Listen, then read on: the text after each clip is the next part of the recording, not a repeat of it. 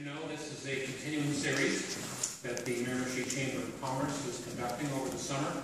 We try to get the chamber members and the general public exposed to the political leaders that will be involved with our provincial election coming up in September. So it's an honor for us to have Kris here tonight, this afternoon rather. It's dark out there. And Kris is going to provide some background on him, hopefully, how it got to the party and a bit about the party, their platform, and how that could impact the issues that we have here in Miramichi. So without further delay, Kris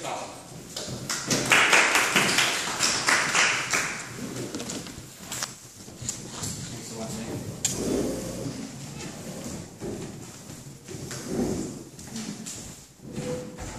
Good afternoon. Great meal, and thank you for the nice homemade food and sandwiches. I'd like to begin, of course, by thanking Executive Director Brooke Hamilton for the opportunity to be here, President Mike Hill, the Board of Directors, and the executive part of the Chamber of Commerce here today. There's no doubt that, being a new party, we always have our challenges to get our message out and to let people know what we stand for, why we're here, and what we hope to accomplish. And venues like this is always appreciated because, whether it's a big crowd or a small crowd, we do know the opportunity is there to hear the core of the People's Alliance and to help spread that message throughout the region here in the Miramichi. And I know that the Miramichi over the last several years, I guess it would be an understatement, but has had its dramatic shift economically and has faced its challenges. And I think it also points to all of us as a province, because you can really drive anywhere throughout New Brunswick and you can see whether it's urban areas, municipalities, LSDs, or just even some of the smaller backwood areas, that the economy is really hurting. And when you look at a national level, New Brunswick is at the bottom of the barrel in terms of our debt and our revenue and our aging population. All face very big challenges here in the province of New Brunswick. Our current provincial debt, of course, is approximately $11.6 billion, with a projected deficit this year alone of $391 million. Each taxpayer, you and I, contribute to that debt at about $15,000, and that's on top of our personal debt and on top of the federal debt that each one of us as citizens of Canada and New Brunswick face. With such a debt, an unrestrained deficit, we are figuratively using our visa as a province to pay off the MasterCard. As such, the People's Alliance is a party that's built on reforming the political system and tackling some of our greatest economic barriers to prosperity. The very reason of our formation is we felt that politicians and MLAs that are elected are not given the real opportunity of representing the people that elected them. We feel that party agendas and party mandates have trumped the desires, the wishes, and the wills of the individual voter and the people and the constituents. Therefore, the People's Alliance is a party built on a free vote system, which means that our MLAs, when elected, would put the constituent first and the party second. Our current system has elections every 4 years, enabling people to choose their representatives. But after each election, the power quickly shifts to party leader in partisan politics.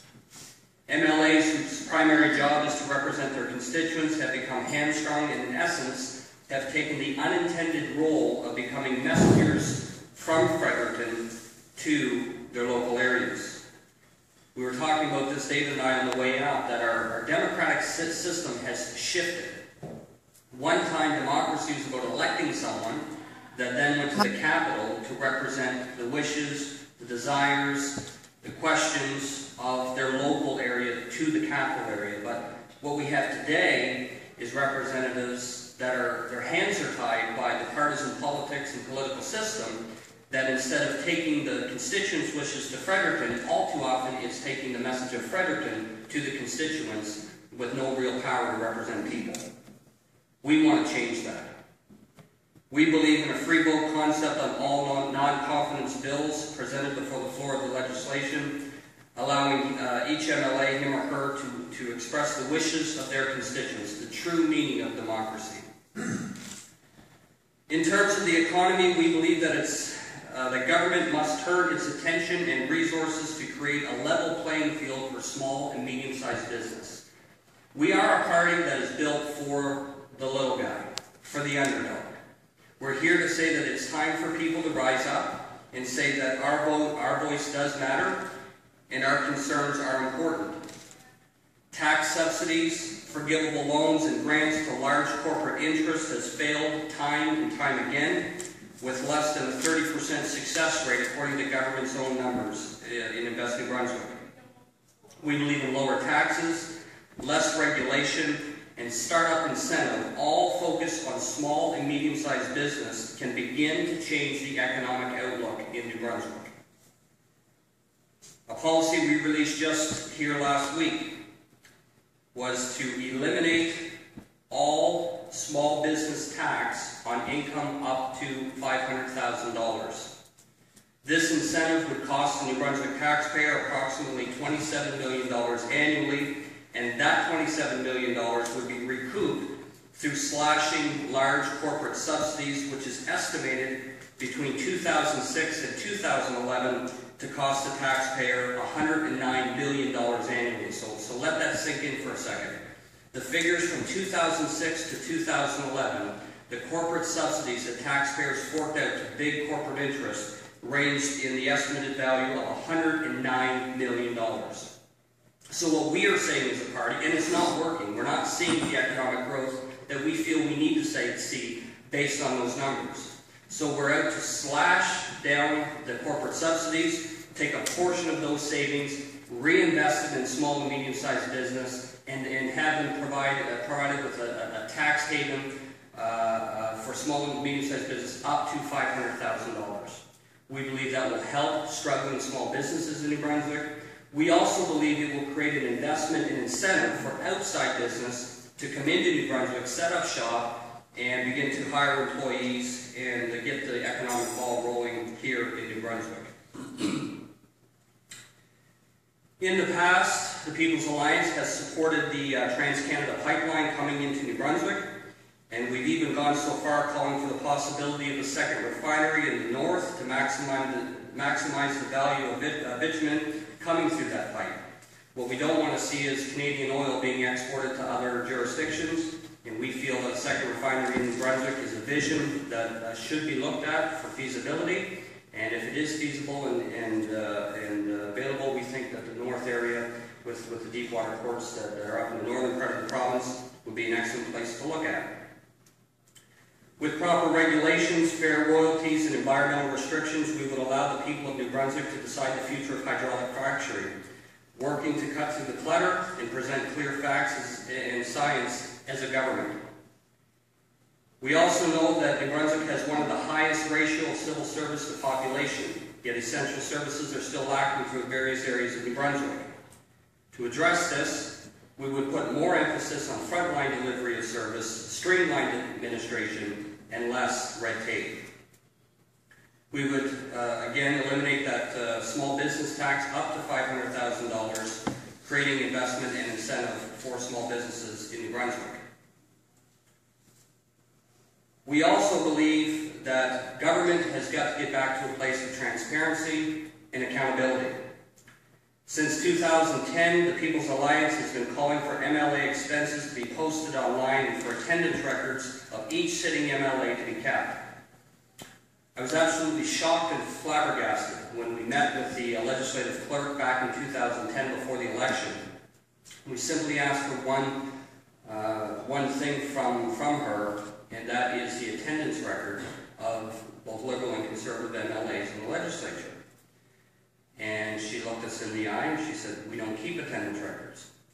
So the bottom line is we pay MLAs to represent us in the legislature. We hope that they go to vote on the bills that are important to the people of New Brunswick, but yet we keep no record of whether they show up or whether they don't. So we feel that's an important part of accountability, that those that are paid to go to work, go to work. So we've called for that accountability, as well as the online expense forwards. Now, I was very glad to see here several months ago that the government is now beginning to talk about posting expenses online and having a more transparent, accountable measurement for MLA's accounting and expenses. I know there's one MLA in particular who in 2012 spent $28,000 just on expenses, and which, if it's justified, fine and dandy, but let's see a detailed breakdown of those expenses so that we as taxpayers can determine whether it's justified or not and make our final judgment at the polling station on election day.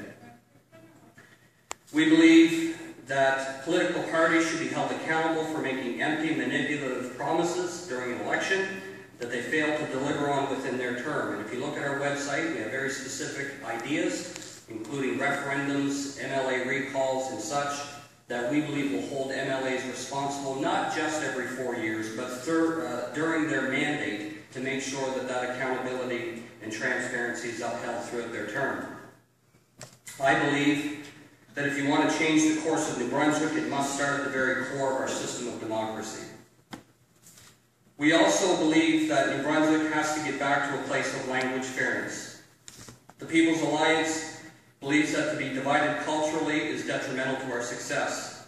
This division has been caused by a complete lack of common sense when it comes to hiring and policy. As such, the People's Alliance would work to end duality in New Brunswick, starting with merging both Vitalite and Horizon Health into one bilingual health authority, saving taxpayers millions annually.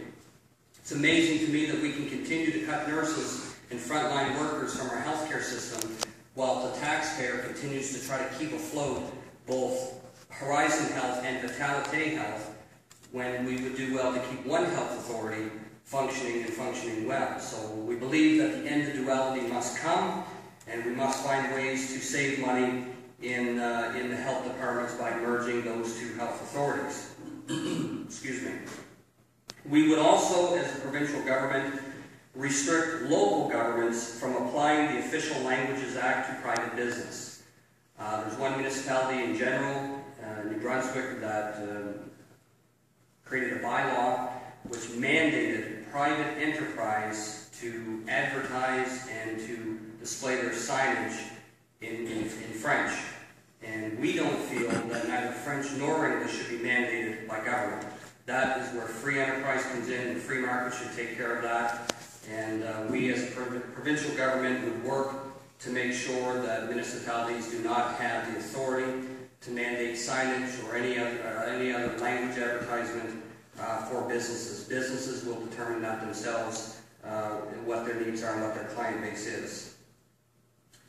We would fight, of course, for those rights as much for the unilingual francophone businesses as well as the unilingual anglophone businesses, because we believe it's less about language and more about the principle of freedom of business owners to choose how they advertise and how they conduct business.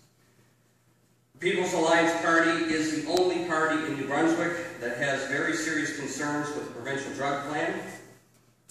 We would scrap the Phase 2 process of the provincial drug plan, simply because, well, for several reasons. Number one, we don't believe government should be forcing the provincial drug plan onto the people of New Brunswick. It should be up to the people of New Brunswick to decide whether they want a provincial drug plan. It should be volunteer basis, not mandatory. We have real issues with the fines that could be incurred for people that do not sign up for the provincial drug plan in Phase 2. And we also have a concern with small business being able to afford a provincial drug plan that they choose not to buy into. So we would scrap Phase 2 of the provincial drug plan, and we would allow it to continue on a volunteer basis only. And by slightly raising the premiums and through savings of a consolidated health authority, a People's Alliance government would offset the cost of those who choose that plan. In conclusion, the People's Alliance, again, we are a party that is built for the everyday people. We have a provincial infrastructure with a full board and executive. We have a policy committee that is working very diligently and will be continuing to work diligently over the next few months leading into the election. and we will be releasing platforms on a regular basis that will be common sense, but yet will tackle the real issue of the economy, fiscal responsibility, and doing what we can to bring the deficit and the debt under control. We are always open to new ideas and suggestions, and we believe that New Brunswick can indeed have a bright future if we stop the fiscal mismanagement and self-serving interests of the two-party system and have the ultimate goal of bringing government back to people. That is really what we are about. So again, I want to thank all of you for the time to come out today. Thank the media for being here as well. And I don't think there's too many politicians that don't like the media, so we're glad you're here. And all of you that took the time to come out and organize this event, we really do appreciate the time to express our views. So thanks again, and wish you all the best.